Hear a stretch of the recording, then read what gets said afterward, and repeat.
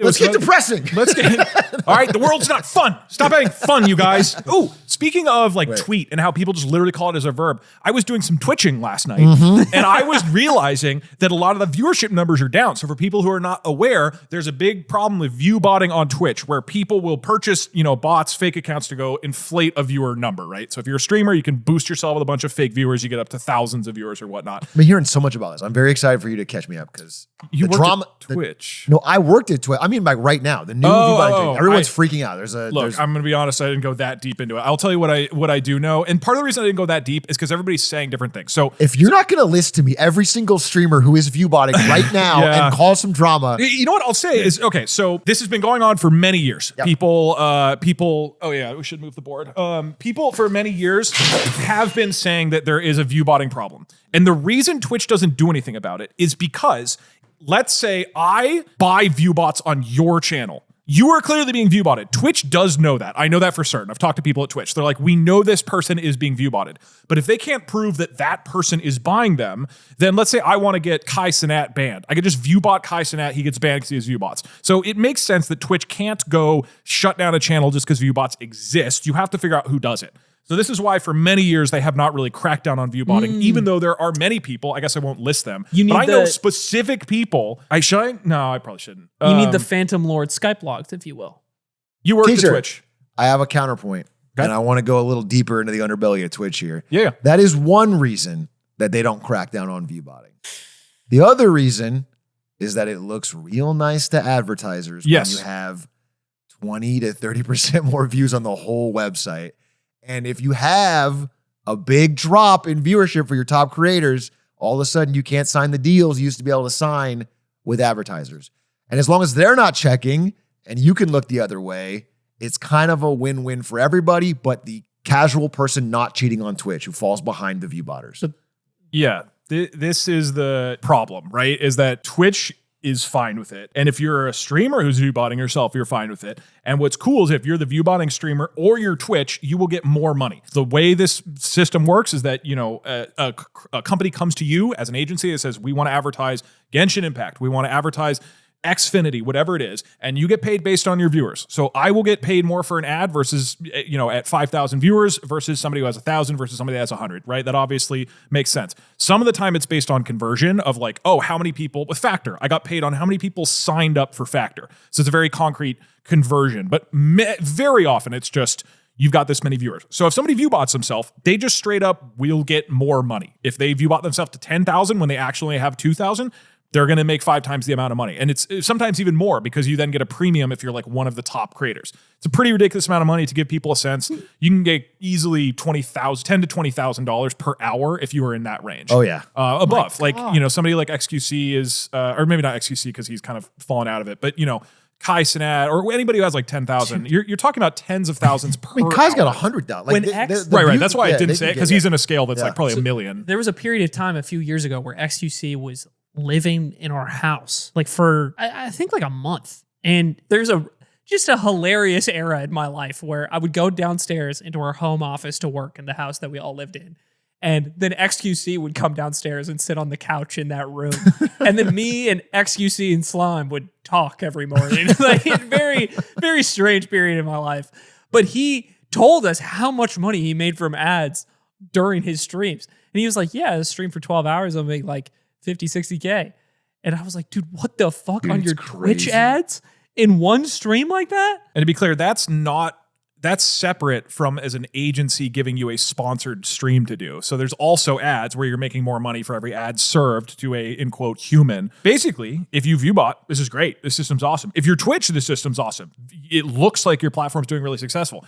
Twitch is finally cracking down on this, and there's not exactly clear why, but the estimates, this is the past couple days, August 21st and 22nd, estimates as the viewership have dropped 5 to 20%. That's a broad range. I saw 24. Yeah, so there's been a range, and that's part of the issue is this has been fluctuating so much. So I did try to figure out who are the people who have dropped. So people, for example, looked at Asmongold and they're like, oh, he dropped 20,000 viewers. He was view botting, but he bounced back in a day or two. And same with like all the other people I looked at. There's a couple of really egregious examples like Mira, who's known to just do this 24/7 bot thing. So there's a couple of like really obvious ones, but for the most part, even without naming names, some people have just refused to stream until the view bots have figured out. They just stop streaming because they don't want to go live with the lower accounts. There's that. There's a number of successful streamers who coincidentally have not been streaming over the past week or two because they might go live with half the viewers and everybody's going to go, oh, okay, we know what's going on. Streamers can't even take a vacation anymore without scrutiny. It doesn't make any... vacation coincidentally timed right when they crack down on It's already the hardest job in the world, and you guys are just coming in to... You're actually spitting. You're right. So I think it's interesting. It's not only interesting in general, but I read a thread both by XQC, weirdly enough, which is a fairly thoughtful thread, plus Devin Nash, who does a lot of like internet media type stuff. And the argument is basically, look, this works for a couple of years. You can trick a bunch of big companies into coming into Twitch and spending a bunch of money on ads or sponsoring the guy with 20,000 viewers and pay them, $50,000 an hour or whatever. But if those viewers aren't real, if a third of the viewers are not real, then they aren't going to get the actual returns that they should on their advertising dollars. And they will compare that to YouTube or Instagram or Twitter, and they will see concrete results of like, well, when we spend this much on Twitch, we don't get that much back. And so eventually they start leaving the ecosystem. And the argument is the past few years, you've started to see that where advertisers are leaving Twitch. Twitch itself has not released numbers that I can find. Over the time they realized they didn't work. Yeah, exactly. Yeah. This is very similar. We talked about this on one of our Patreon episodes a few weeks ago, where in esports right now, there's been this shift in the way viewership is collected. Over time, the largest esports have allowed people to co-stream or restream their largest events. And someone like Tarek for Valorant or OniPixel for Counter-Strike might be restreaming the main broadcast of a tournament. And that is actually where a lot of the viewership just lands for that tournament period now. So OniPixel, in OniPixel's case, he might be the largest stream for a CS tournament at any given time. That viewership data is still collected and used to sell sponsorships on these broadcasts. But for the people that are restreaming, oftentimes, for example, in OniPixel's case, when there's downtime between matches, that guy's playing GeoGuessr. He's not showing watching the what's ads going on, like the embedded ads on the broadcast, right? But the sale of those viewers is still being sold to advertisers or agencies as the same value as a viewer on the main broadcast, even though those viewers aren't necessarily interacting with the ads. And the same goes for this situation where everybody involved in the system basically has no incentive to raise the flag, right? Other than maybe long-term health of the ecosystem. Right. But for short-term gains, everybody involved in this process, whether you're like at the agency making this spending the money for a brand that you're marketing on behalf of, you get to look like you've done your job and like made some sort of big deal. The person on the other end, on the other agency making the sale, gets a commission and brings the money in.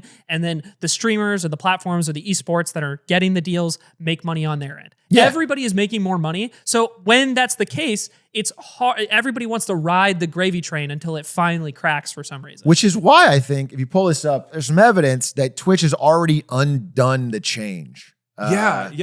So I've been looking at specific channels and seeing their drop, and there's a major drop on August 21st and 22nd. Yeah. And then it bounced back. These are the dips where the line has fallen below the previous average, and now it's back to tracking it. I think they went back to where it used to be. The chart today is almost directly in line with last week's compared to the previous 4 days that were far below their last week's viewership. So what do you guys think Twitch's incentive is here? Is like they get to say they cracked down on it, and this is something that I think they genuinely wanted to crack down on it. It's probably becoming a bit of a problem. But then they realized that it's 24% drop in site-wide viewership numbers, which is disastrous for them, their jobs, for all their comps year over year. They've put themselves in a fucked situation. Yeah. They can't get out of this. To fix it now, there is a deeply entrenched valid belief amongst advertisers that you are paying for a bunch of bots when you go on Twitch, that a large percentage of it. So you need to unwind that while also not making your company look like it's suddenly failing because everybody's a bot. Like, I don't know what you do. It's like the fictional tech company in Succession run by the Swedish guy. And they find out that his entire success of his platform is actually just 90% of his users are botted. They're all in so deep that most people just want to hide the fact that the users are fake and like keep the grift going.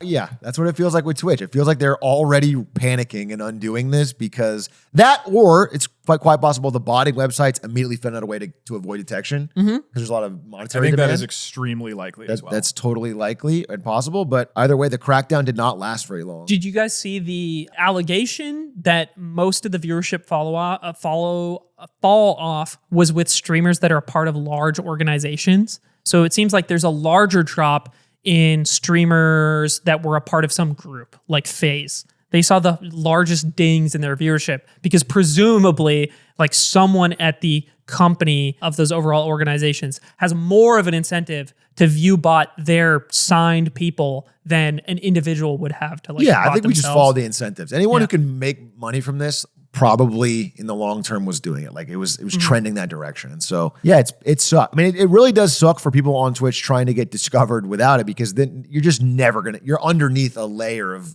view-botted people that are always at the top. Yeah. And there's no real way to get out. Or anybody who's legitimate because our ad rates will go down. Like the whole industry will suffer because everybody's getting burned and they don't, they're going to know if my viewers are bots or not. Like they have it's tough either way because Twitch is like barely at the threshold of big enough to even be on the radar of some of these big companies. Like Twitch only gets 2 million concurrents a day or something like that. Like it's solid and it's dropping. It's like it had this huge spike in 2020 and it has been slowly but steadily dropping. I didn't know that. I didn't know it was still dropping. Yeah. I thought it was going back up again. No. Still dropping? I saw the number like literally yesterday. 2025 is the worst since 2019. I mean, it's like, wow, it's bad. And I have been streaming less. Yeah, it's because of you.